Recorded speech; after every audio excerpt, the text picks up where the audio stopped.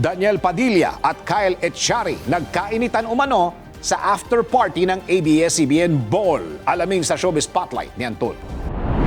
Maugong ang usap-usapan na nagkaroon ng kaguluhan sa naganap na after party ng katatapos lamang ng ABS-CBN Ball sa Sky Bar ng Soleil Resort North sa Quezon City noong April 4, 2025. Ayon sa balita, sangkot sa gulo sina Daniel Padilla at Kyle Echari at nadamay sina J.K. Labajo at Richard Gutierrez.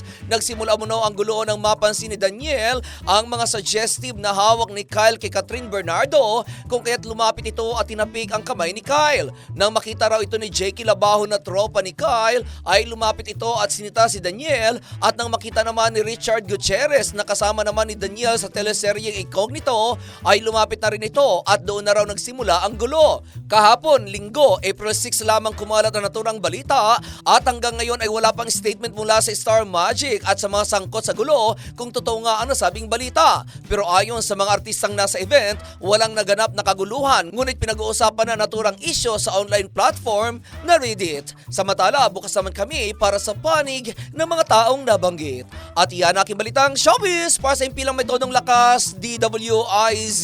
Ako si Anton, nagbabalita ng tama, naglilingkod ng tama.